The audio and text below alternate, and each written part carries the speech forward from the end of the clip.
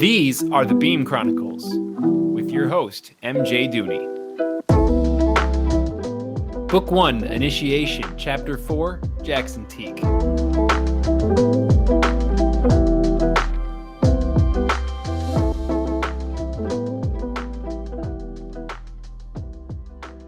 JT, I'm going to tape your hands to the top of your head if you don't stop using them. Sparring with Charlie was intended to be a learning experience for me. I'd never fought anybody before, outside of video games, and it turned out in real life it was a little bit more complicated than dodging their pattern sequences and hitting them in the red glowing parts. There was a lot to concentrate on in real combat, and I was still struggling with my telegraphing problem, much to the chagrin of my teacher. But calling Charlie a teacher was using that word in its most liberal sense. Our skirmishes were most aptly described as thus: me flying around the arena flinging stuff at her while she lazily and easily grouped away from every one of my attacks, and also made fun of me. A lot. It reminded me of middle school gym class. There was this one kid who was super good at basketball, so good whatever team he was on would automatically win by like 30. Our gym teacher wanted to make it more fun for everyone else, so only allowed him to use his left hand. But even after applying this handicap, he was still blatantly more talented than the rest of the class and smoked everyone who tried to cover him, regardless. I never understood why he was just so patently better than me at stuff, but I tried to look at it as a learning experience. I'd watch him, try to mimic his moves. I even asked him for tips once, but I never got any better. I guess I just lacked the athleticism to do what he did. Watching him beat me didn't teach me how to play basketball. It was the same thing with Charlie. She'd do showboaty things like group into handstands or intentionally group slowly. Sometimes she would put on music and dance while I tried and failed to hit her.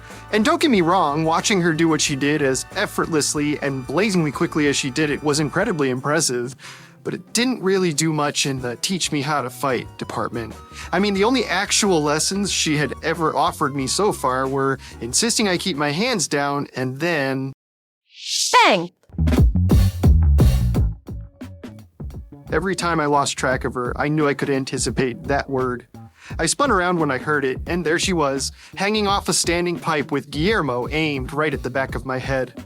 I tried to grab a weighted sack off the ground and whip it at her, but by the time I remembered not to use my hands and got it up to where she was on the other side of the room, whistling for my attention and waving a four-fingered hand at me. Something about her came alive when she was fighting. Even these stupid, easy, just for practice fights, she'd be grinning ear to ear or have her tongue hanging out, half the time audibly laughing as she danced away from projectile after projectile, narrowly, at least from my perspective, avoiding each one. Her generally snarky demeanor was a stark contrast to how she acted while we fought. At first, I thought she was just making fun of me, but I asked some people who had seen her in real action before, Phil and Murphy, the select few equalizers who occasionally talked to me. All of them confirmed it. Apparently, it was just how she got, and it wasn't just me. I had yet to check it for myself, though. 2 months here at Beam, and the most action I'd seen was crushing samples in Phil's lab and feebly trying to strike Charlie with anything while we sparred. Oh, and then one time, a team of equalizers came back from a bust and had confiscated some massive piece of equipment, a doomsday device or whatever, and I used my Teaque interaction to help transport it to research and technology. I think it made me seem useful and important only for about an hour, though. I was trying to avoid these feelings of inadequacy, but if there's one thing these skirmishes had taught me, it was how justified those feelings were. I was still parsecs away from a competent fighter, but then, good? Secretly, I hoped Charlie noticed that much because I was still not eager to get into the whole equalizing thing. I had concocted a plan in the last month or so to prevent me from doing just that. My logic was, if it was obvious how crappy of an equalizer I would be, Prophet would refocus my talents to something I was better at. As for what, well, it didn't matter anything else. My initial idea, in a perfect world, was a new department entirely. One devoted to using my abilities to help people in need, save people in trouble, stuff like that. Everyone kept telling me I was supposed to change the culture around here. Maybe adding a bit of charity to the formula was the type of cultural change I was destined to enact. But when I approached Howie with the idea, he dismissively brushed me aside like a pestering gnat. Beam is not liable for all your actions. He distractedly explained. I won't and can't allow you to chance hurting someone in the process of trying to rescue them. Okay, sure, but doesn't that same risk exist if I'm doing an equalizing mission? I attempted to illuminate. He quickly jumped to some other argument, started actually walking away from me. And what will you do when the media comes after us for encroaching into the jurisdiction of the police department? Or once you've set this precedent that we can't uphold to save everyone in need, what happens then? I continued my protest, but people will realize we're trying to do good. They're not that dumb, Howie. Don't you have something that you're supposed to be doing? It was then I detected my first twinge of Prophet's famous ire, but Charlie grouped in incredibly suddenly. JT, I was just looking for you. She announced, literally dragging me in the opposite direction of Howie's walking. We're supposed to be, elsewhere, remember? Yeah, I told you yesterday we really gotta go elsewhere today. Come on. It was a deeply fake-sounding excuse. Prophet didn't seem to care, though. Once we got away from Howie, she slapped me upside the head a few times. The fuck is wrong with you? Why would you even talk to Prophet about something like that? Sorry, I thought maybe he might like... Come on, you got all your little ideas and shit. This is where you go. We marched to Murphy's office without a single word. There. Talk to Murphy, not Howie. Goodbye. Charlie had yet to steer me wrong, so I talked to Murphy. And he was no more receptive to my idea of a superhuman rescue department than Howie, but at least he showed remorse and understanding toward it. He made some valid points. Teaque, you gotta realize the politics. Ava itself is towing the line of hypocrisy, so letting our agents do the specific thing Beam is setting out to quash, probably not gonna be well received. Yeah, that makes sense, somewhat. I think he registered immediately that I was grappling with some demons, maybe even recognized them. He went under his desk and pulled out a few glass bottles of root beer, slammed them against the surface to loosen both the caps in one blow, like he'd done that a million times, then reached one to me. I took a sip out of politeness. It wasn't my favorite thing to drink, but it was damn good root beer. Perfect temperature. If I thought about it too much, it might have dawned on me that this really good root beer was the kindest thing anyone, aside from maybe Charlie, had given me since I got to Beam. Murphy chuckled as I took a long drink. You know, back in the founding days, back when it was still small and growing, just me leading the old guard, all the veteran equalizers who are celebrities now. You know any, by the way? Any of the vets? Yeah, I used to read about them when I was a kid, I smirked. Lane Rector, Cal Sparks, you obviously. I mean, I know you now, but I knew you before I got to Beam. Damn right, I'm the best. He nodded, certainly. Or hell, probably just used to be. And hey, next time they're in, I'll introduce you to Laney and Cal. They're good folks. Murphy's kindness was distinct from Howie's paper-thin veneer of it. Or even Charlie, who was always awesome to me, if a little mean now and then, but obviously exerted some deeply concentrated effort to stay friendly, which I hadn't really figured out why. Murphy wasn't trying to fake anything, though. He just wanted to give me a root beer. He wanted to introduce me to his celebrity friends, and he wanted to hear me out. Anyway, back then we used to save the civilians, right? First and foremost. Bust was secondary. But that caused issues too. Hostage situations were basically an automatic thing. Anomalies would just shove a random bystander into danger, just to create a diversion so they could escape being taken in. Over time, equalizer teams expanded, I started delegating, Beam became the largest dog in the fight, and this strategy got so common, we failed more busts than we succeeded on. Lots of the people we were trying to protect first and foremost ended up hurt anyway, and we were losing the anoms in the process. You see what I mean? I do, yeah. I grumbled at what seemed to be a perfectly valid takedown of my fledgling agenda. So yeah, it was a big problem. But these sorts of things were quickly halted by a bureau-wide policy changeover. Primary target is always the anomaly in question, even if that means ignoring the bystanders completely. tough shit to follow through on, let me tell you, especially when we first implemented it. But it was ultimately a good change, in the sense that anomalies realized they couldn't fuck around with us. Fewer people got hurt when we go that way, but there's your history lesson. That's why BIM became this ruthless, efficient, mission-first organization that everyone knows it as now. And why being an equalizer is all the more challenging for a guy like me, I muttered, sort of in spite of myself, glaring into the vacant bottom of a root beer bottle. You are not alone on that, kid. He winced, gently extending me the last of his root beer. It was a disheartening result, but I was still glad I had the discussion with Murphy. How we talked about things like a politician would, fancying up the gory details and denying the filth. Meanwhile, Murphy talked about things like a soldier describing war, recognizing it as a necessary evil. Borderline necessary, anyway.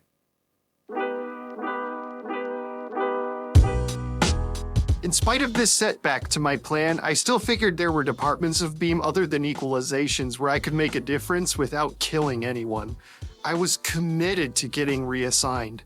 All I had to do to make it happen was demonstrate how bad I was at fighting. This wasn't a challenge. I was bad at fighting. And Charlie showcases for me every day for 2 hours during skirmishes, but just in case, there was no reason to apply myself. All I had to do to get them to place me in a different department was laze about, not show any effort in improving, let my mind drift off during skirmishes. Oh shoot, lost her again. I landed to get my bearings, scanning the room for the disappearing girl in a trench coat. Bang! Gah! She grouped inches away from my face and pushed the barrel of Guillermo into my forehead as she shouted. My heart rate shot up. Briefly, I was sure I'd been shot. Charlie! What? She laughed, still holding the gun against my face. Hasn't anyone ever told you you're not supposed to aim guns at people? I asked angrily. No, that's the stupidest thing I've ever heard. How am I supposed to shoot someone if I can't aim my gun at them? And before she could see me scoff at her intentionally obtuse retort, she grouped up into the rafters. Still kind of mad, I started flinging my arms as forcefully as I could to whip weights into the ceiling at her. It was cathartic on two fronts. Using my hands let me actually control things to the point where I swear I almost hit her a few times, and I knew it would bother her that I was doing it almost as much as it bothered me when she stuck a gun in my face. With each weight I tossed, I'd subsequently miss my target by a fraction of a second. I suspected she did this thing where she'd intentionally linger until the last possible instant so that if I blinked at the wrong time, I'd think that I hit her and then get twice as frustrated when I spotted her regrouping elsewhere unfazed. I clasped my hands together and started grunting with each underhanded swing and miss. 7 misses later, the grunts had crescendoed into full-on bellows, and then, as so frequently happened in these bouts, she disappeared. Hey, JT!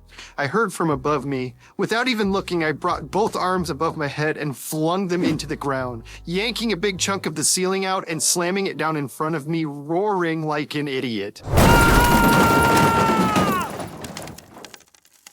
Unsurprisingly, I had again failed to knock Charlie from her perch. Stop using your hands, dummy. With each word, she grouped to a different place in a circle around my body, knocking on top of my head each time. When she finished her sentence, she grouped once more an arm's length in front of me, and again I was staring down Guillermo's barrel. Bang, bang, bang, bang, bang, bang, bang, bang, bang, bang, bang, bang, Charlie! bang. I physically pushed the gun, knocking it out of her hands, but she grouped it right back. Seriously, stop pointing your damn gun at me! Can't, JT? Gotta do it. Why? It's demonstrative. And what the hell are you demonstrating exactly? Every time I say bang, you're dead. Like if we weren't just practicing. So why would you say bang without your gun? Because come on, that's not fun. Gotta be a little scary. Oh, it's scary, all right. I doubled over and grabbed my knees, trying to catch my breath. Look, it's stressful enough just trying to hit you when you're obviously a hell of a lot faster and more skilled than I am. And obviously, I'm aware that if this were a real fight, you'd wipe the floor with me, okay? Remember the day we met? I already learned that lesson. Stop demonstrating. It makes me really damn uncomfortable to have a gun in my face. She rolled her eyes and pushed back her trench coat to holster Guillermo. Fine, there. Happy? I caught myself staring at her midriff, always exposed under the trench coat, but I could only get a good look when she moved the coat to the side. Perfect, rock-hard, washboard abs, like a Greek marble sculpture. Sweet Lord. There's a game that guys play. I'm sure some girls play it too, probably. It's kind of disgusting. Actually, it's really disgusting, but okay, how it works is you go through and you try to construct your perfect woman out of the best features of other women. You know, take this girl's butt and this girl's eyes and this girl's hair and piece together the ideal girl like a chauvinistic Frankenstein or something. Hey, look, I already admitted it. It's animalistic, dehumanizing, grody, not the kind of thing I'd ever do out loud. Only the douchebag meathead bros do it with a group, and it's creepy and it's sexist and it's gross.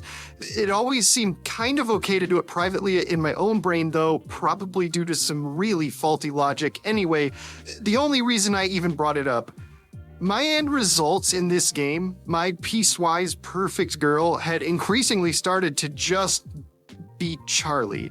She was ripped. Not toned, not in shape or athletic, absolutely shredded, firm, every inch of her. It made sense. The time she spent at the gym, you'd expect as much. And for someone who'd already parted out her superfluous internal organs for a fraction of a second of grouping time, it seemed practical that she'd maintain zero body fat. But wow. Sometimes I'd catch a glimpse of some weird, not inherently sexy body part, like her calf or her shoulder, but it wasn't just her body, her eyes, big, icy blue, so stunning and piercing, they almost looked fake, and she never even wore makeup, so she was just naturally that pretty. Her hair, her smirk, the way she talked, her voice, her everything.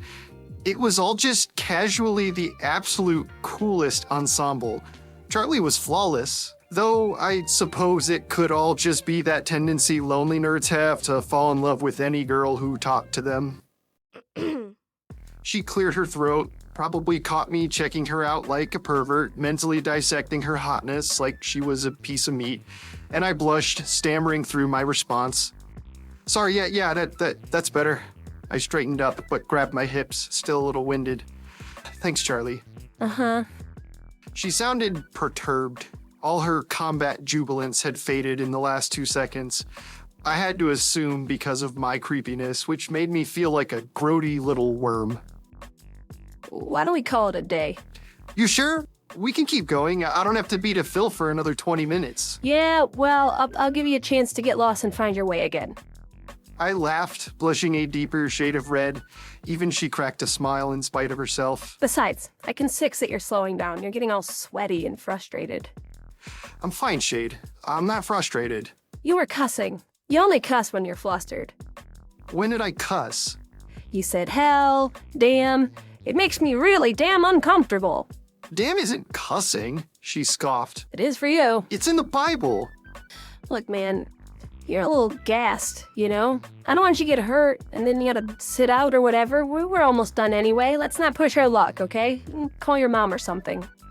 I nodded, a bit disheartened, but Charlie grouped out of the room before I could fake my protest further. She was right, as usual. I was totally spent. I still hadn't even caught my breath from my little berserker rampage earlier. Man, was I out of shape.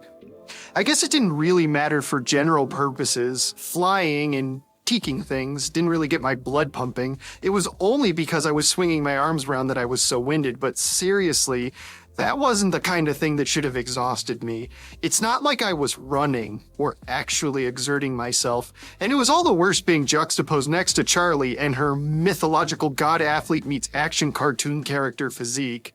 Actually, no, who was I kidding? Comparing my fitness to Charlie's was like comparing a playground sandcastle to Mount Everest. Kind of just insulting to her, and I'd done enough of that already today.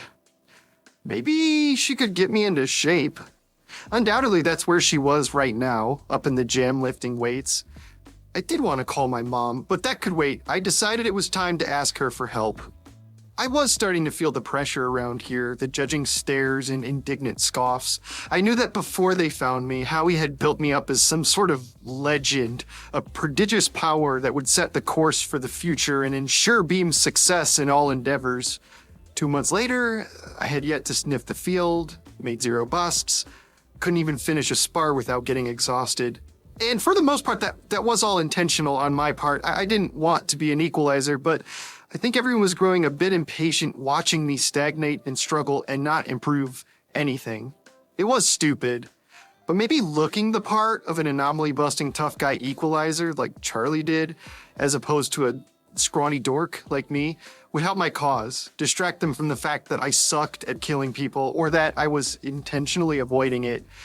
And maybe the discipline learned from working out would translate into all my other endeavors.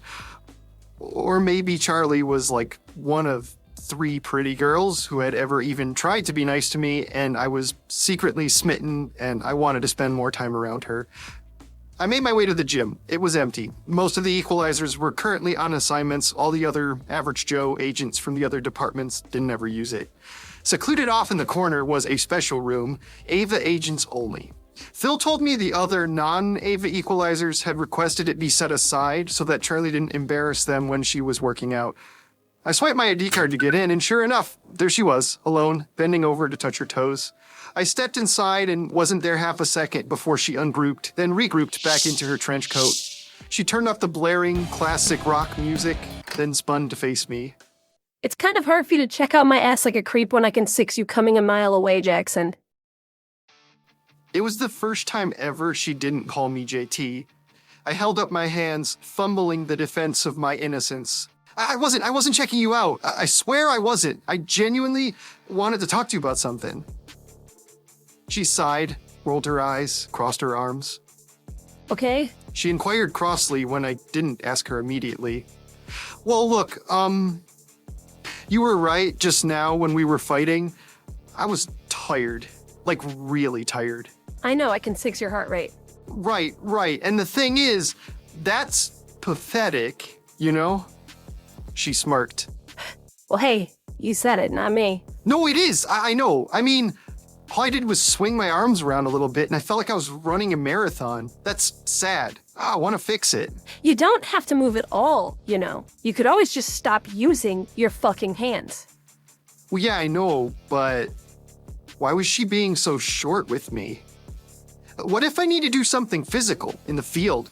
I don't want to be useless outside of telekinesis. Look, I've been feeling kind of lame lately and want to contribute something, you know? It's not a bad idea to just, like, exercise a bit. Sure, I get it. She laboriously attempted to add a twinge of patience to her tone, most unsuccessfully. I mean, you can work out in here, no problem, but, do you mind maybe not doing it while I am?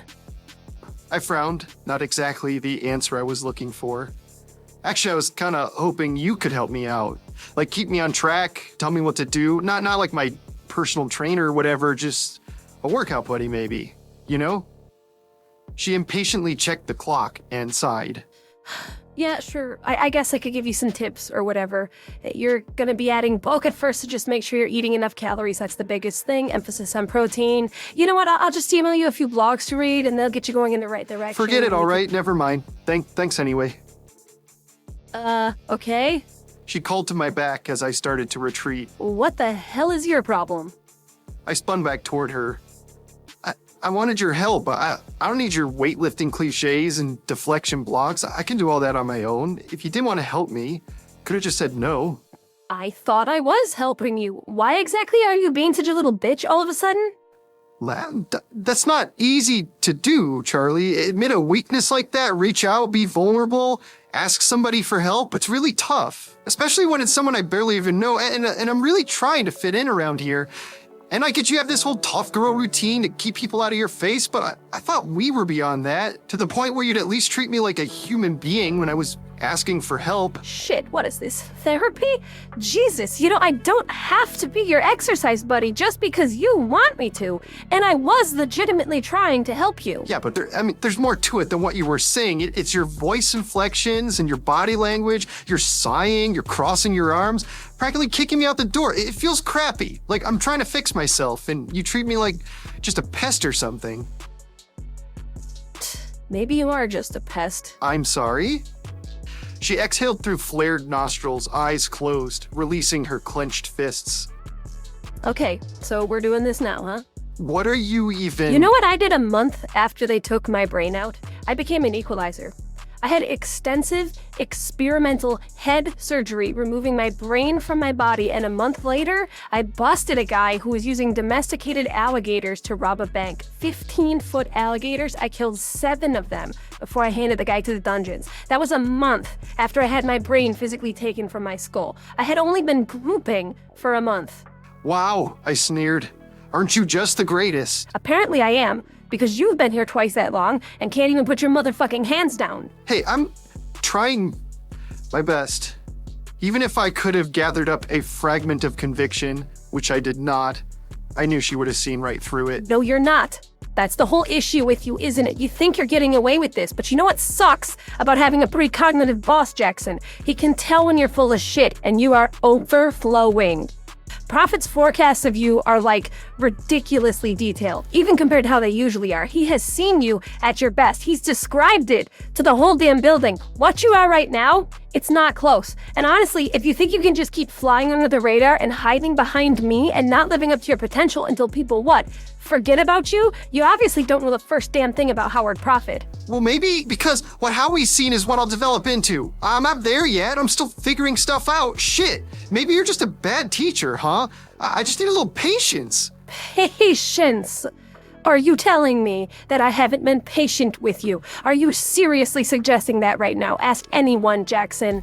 Anyone about my patience, and watch them laugh at the notion that I have any. I have shown you centuries of patience. I found reservoirs of untapped patience I never knew existed and exhausted them all for you. And now you get all pissy because I don't want to hold your hand and coddle you through every step of every little endeavor because I'm not going to stand here and clap while you walk on the treadmill like that's any sort of progress. That's the last straw. Now I'm out of patience. You aren't trying your best. You're barely even trying. And you need to hear this part, so let it rattle around in your thick skull before you open your mouth. It's going to get you killed. Possibly me too. And if you spent half as much time working on being a better fighter as you did worrying about if anyone liked you or fucking ogling me, you'd have killed 7 15-foot alligators right now instead of whining that you don't know how to exercise. I'm not a great teacher. Fine. You're the worst student. You wanna know why you feel so lame? It's because you are lame. Maybe I just don't care about this. The truth exploded out of me. Maybe I don't buy into the rhetoric of this place. Maybe I thought by now I'd be drinking the Kool-Aid, and I'm not. I don't get why you are. Maybe I don't actually want to be better at killing people. Hey, there it is. First honesty that's come out of your mouth today, and shit, if that's the case, can you let me know so that I can kill you and get on with it then? It was pointless to stay here and bicker. She had called me out on all my insecurities. Waiting for her to find another one I didn't even know about was too much abuse for one day. The worst part was, most of what she said was completely accurate. I was just loafing around and distracting myself from the horrible truth of what I'd signed on to. She cut me to my core, only she'd done it in this nastiest, bluntest way possible. I'd finally seen her true colors. Any crush I was harboring for her had been annihilated. As I walked out, I heard her call after me. Yeah, good. Go call your mom and tell her how mean everybody is at Murder Incorporated, as if that's such a surprise, you fucking dumbass.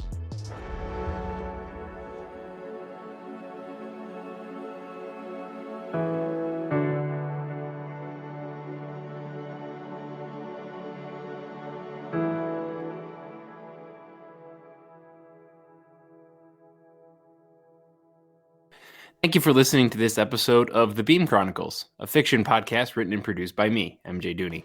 If you like what you hear, or you want to get updates, you can follow me on Twitter at Beam Chronicles or TikTok, same handle, at least while either of those things still exist. I am also on Instagram and YouTube, but I have very limited talents in the realm of creating visually appealing artwork, so I'm not really sure what I'm even doing there. You can also contact me through email, beamchronicles@gmail.com. All music and sound effects were sourced from the Epidemic Sound Library. Special thanks to Sergio Duarte for creating the cover art for this podcast. You can find him on Instagram. I try to update on a monthly basis, so stay tuned on the 1st of next month for the next addition to the story. Thanks again for listening.